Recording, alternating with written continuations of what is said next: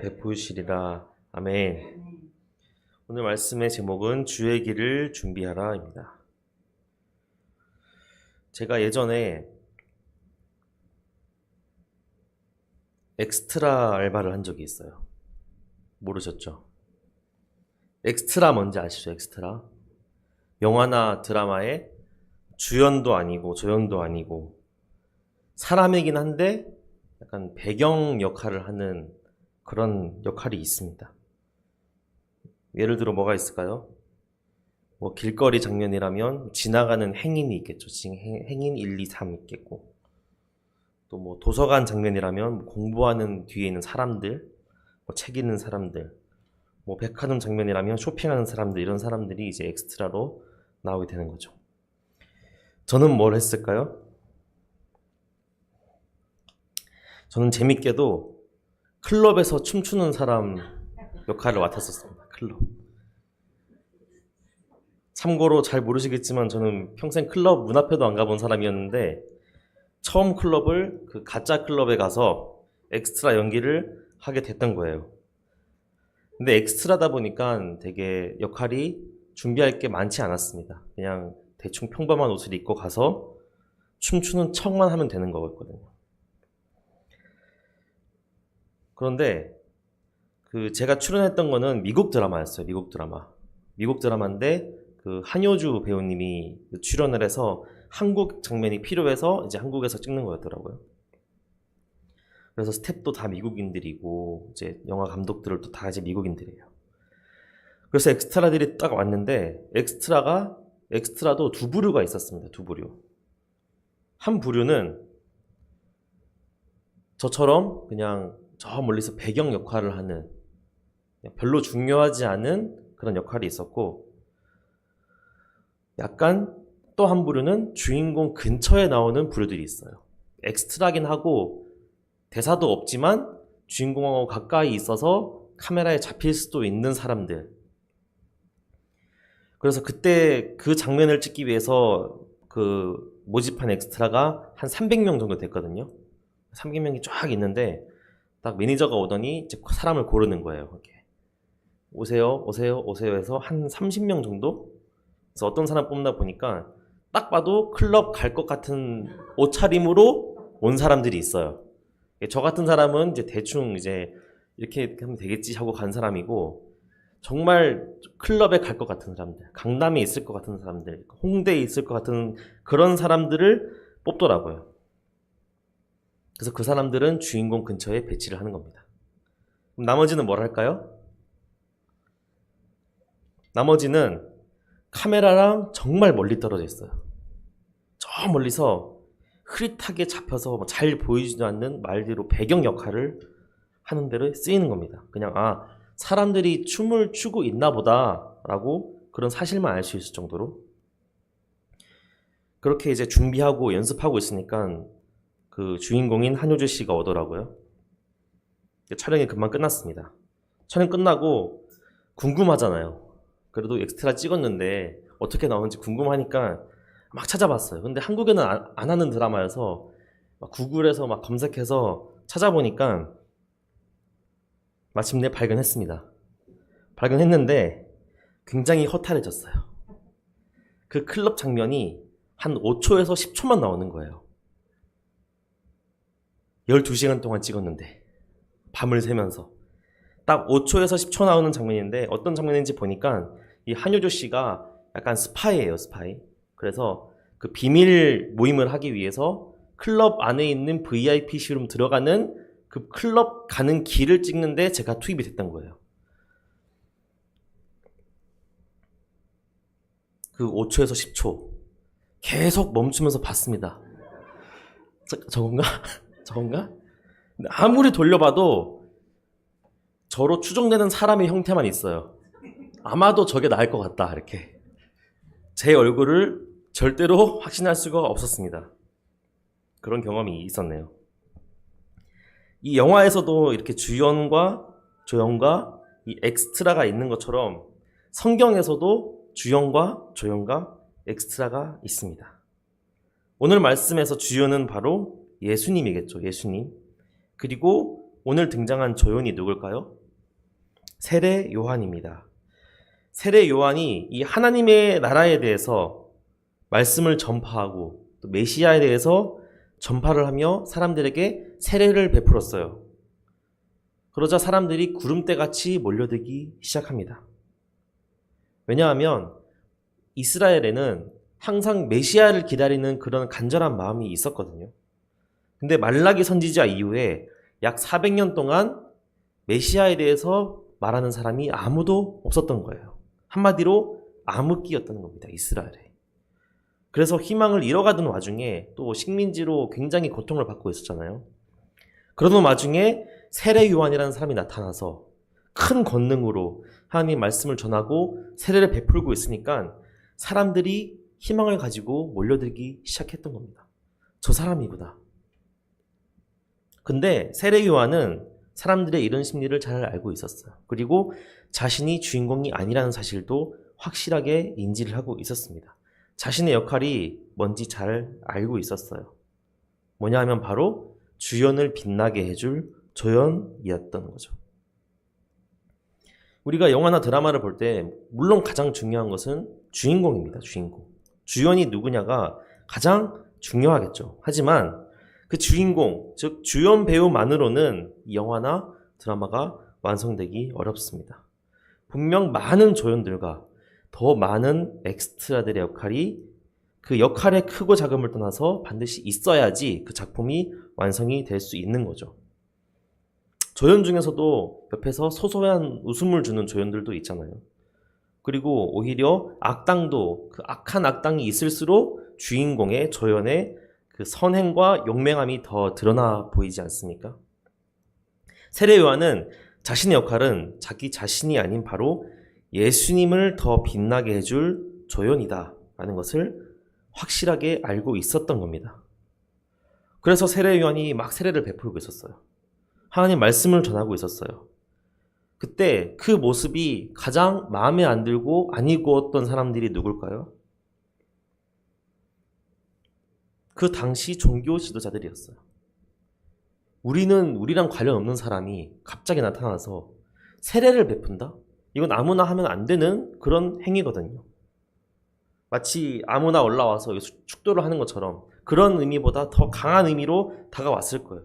그래서 제사장들과 레위인들, 그러니까 제사를 주례하는 그 사람들 집단이 사람을 보내서 요한한테 물어봤어요. 너 도대체 누군데 이런 일을 하냐? 누구냐?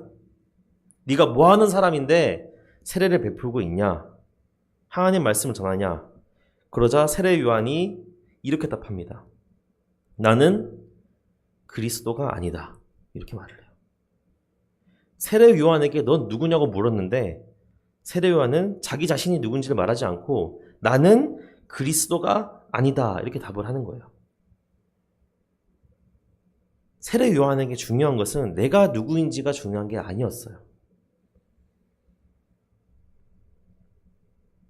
지금 중요한 거는 내가 누군지가 중요한 게 아니고 내가 예비하고 있는, 준비하고 있는 그분이 누구신지가 더 중요하며 내가 그 사람이 아니라는 게 더 중요했던 거예요. 사람들이 나를 그리스도로 오해하지 않는 게 더 중요했다는 겁니다. 그래서 종교 지도자들이 답답하죠. 이 사람이 누군지를 물었는데 그리스도가 아니라고 하잖아요. 그럼 누구냐? 네가 혹시 엘리야냐? 왜냐하면 그 당시 이스라엘 사람들은 엘리야가 다시 부활해서 올 거라는 믿음을 가지고 있었어요. 계속. 그래서 물어봅니다. 엘리야냐? 엘리야 아니다. 또 물어봅니다. 혹시 그 선지자냐? 여기서 그 선지자는 신명기 18장에서 모세가 말하는 메시아를 뜻하는 말이거든요. 그 선지자를 세우겠다는 말이 신명기에 있는데 그걸 물어본 거예요. 그 선지자냐? 아니다. 답답하죠. 말을 안 하는 거예요. 아무리 말해도. 그럼 대체 너는 누구냐?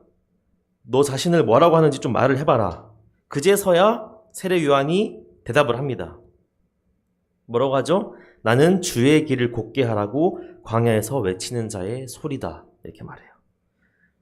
정말 답답합니다. 답답한 대답이에요. 근데 이 대답은 그냥 한 말이 아니고 이사야서에 있는 그 기록된 예언을 바탕으로 한 대답이었어요.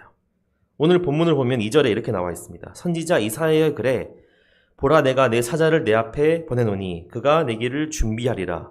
광야에 외치는 자의 소리가 있어 이르되 너는 주의 길을 준비하라. 그의 오실 길을 곧게 하라. 라고 하고 있죠. 즉 요한은 바로 그 기록된 예언에서 메시아의 길을 준비하는 자가 바로 나다. 이것을 말하고 있는 겁니다. 그런데 이걸 들은 종교 지도자들은 못 알아듣는지 알아들었는데도 무시하는 건지 다시 한번 물어보는 거예요. 네가 그리스도도 아니고 엘리야도 아니고 신명기에 나오는 그 선지자도 아닌데 네가 무슨 자격으로 세례를 베풀고 있냐?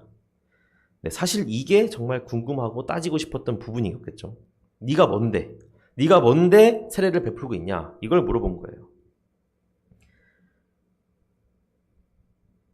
그런데 요한의 답변은 끝까지 답답합니다. 요한복음 1장 26절 27절 보면 요한이 대답하되 나는 물로 세례를 베풀거니와 너희 가운데 너희가 알지 못하는 한 사람이 섰으니 곧 내 뒤에 오시는 그이라. 나는 그의 신발끈을 풀기도 감당하지 못하겠노라 하더라. 답변이 좀 이상하죠. 무슨 자격으로 네가 하고 있냐? 그랬더니 나는 물로 세례를 베풀지만 그분은 성령으로 세례를 베풀 것이다. 이런 말을 하고 있는 거예요. 이 대화에서 우리가 알 수 있는 것이 있습니다. 첫 번째는 바로 우리가 성경을 제대로 이해하지 못하면 성경이 정말 재미없다는 거죠. 그죠? 무슨 말인지 이해가 하나도 안 되잖아요. 두 번째는 이 요한이 철저하게 자기 자신을 배제하고 오직 예수님께만 집중하기를 원했다는 거예요. 내가 누구고 내가 어떤 자격으로 이 세례를 베푸는지는 전혀 중요한 게 아니었습니다. 중요한 거는 지금 내가 준비하고 있는 앞으로 오실 그 예수님이 어떤 분이시냐는 것이 가장 중요했다는 거예요. 지금 세례 요한에게는 내가 어떤 사람으로 알려지는 게 전혀 중요하지 않았어요. 어떤 사람으로 보여질지, 사람들에게 어떤 평판을 얻을지가 전혀 중요한 것이 아니었습니다. 그에게 중요한 것은 내가 주님의 길을 준비하고 있다. 그리고 앞으로 오실 그분이 얼마나 위대하신 분이신지를 알리는 것이 가장 중요한 것이었습니다. 그는 자신의 모든 것을 내려놓은 것으로 보여요. 그 사명 하나만 바라보고. 6절에 보면 요한은 낙타털 옷을 입고 허리에 가죽띠를 띠고 메뚜기와 석청을 먹더라 라고 말을 하고 있습니다. 즉 요한은 자신의 이 삶의 질에는 크게 신경을 쓰지 않았다는 모습을 2절을 통해서 알 수가 있어요.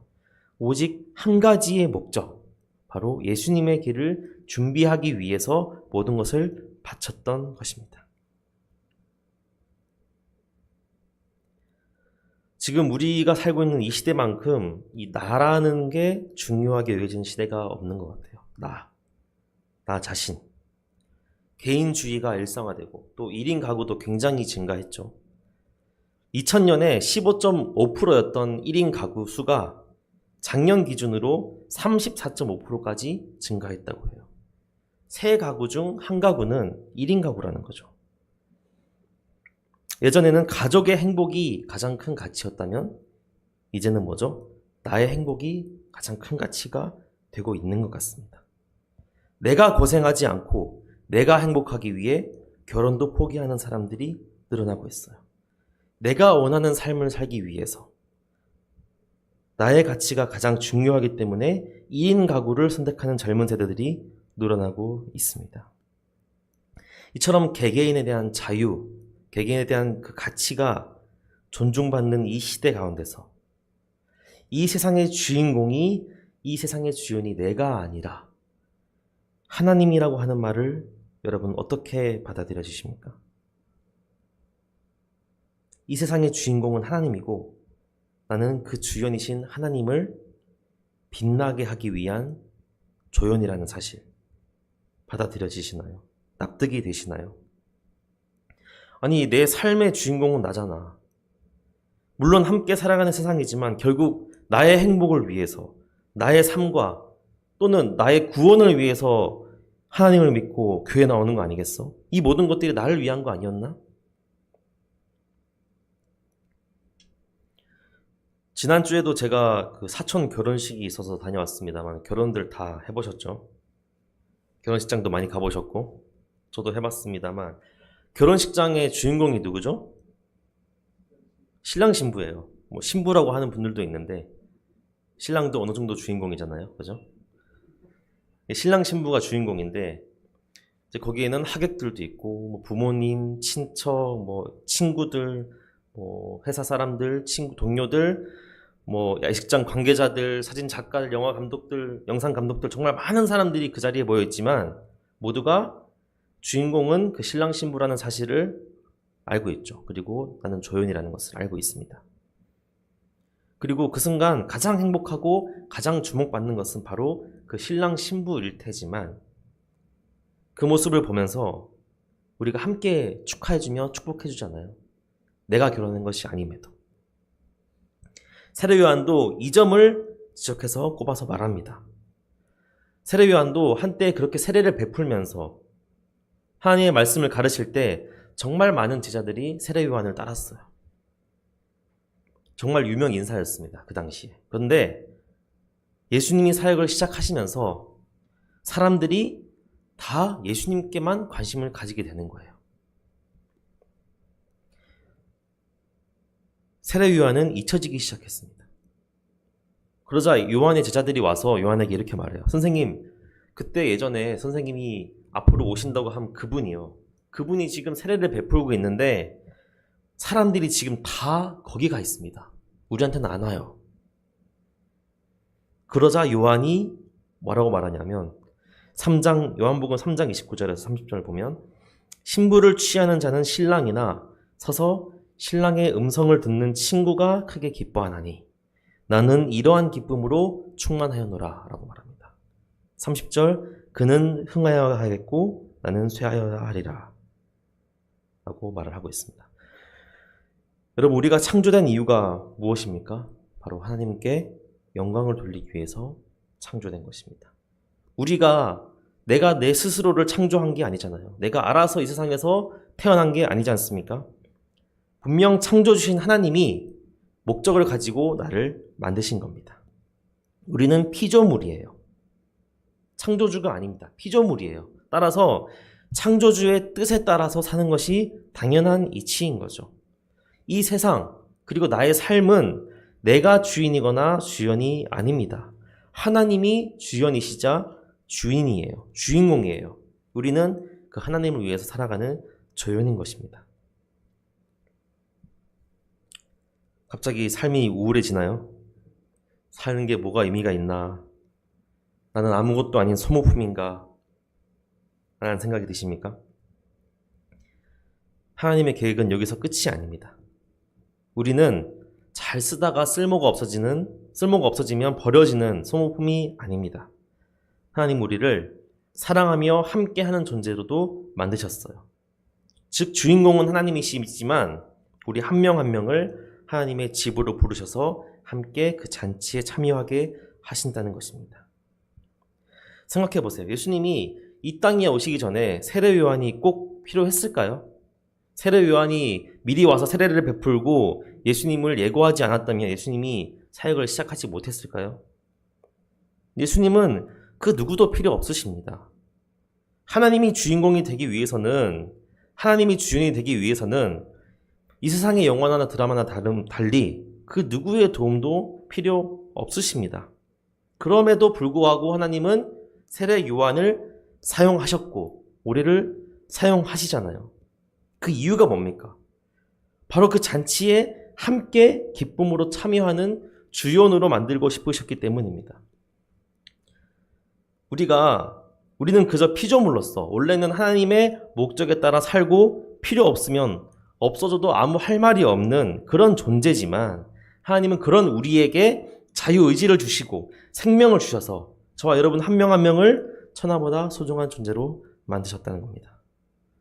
따라서 우리가 먼저 하나님의 나라와 그의 의를 구할 때 하나님께서는 우리를 존귀하게 여겨주실 것이며 우리가 먼저 하나님께 영광 돌리며 찬양을 드릴 때 하나님은 우리를 들어 올리셔서 그 나라에 그 잔치에 우리를 주연 자리에 앉혀주실 겁니다.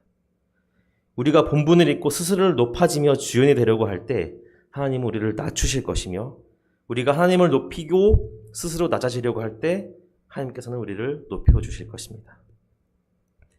오늘 말씀의 결론을 맺겠습니다. 우리의 삶은 세례 요한의 삶처럼 예수님의 재림을 준비하는 삶입니다.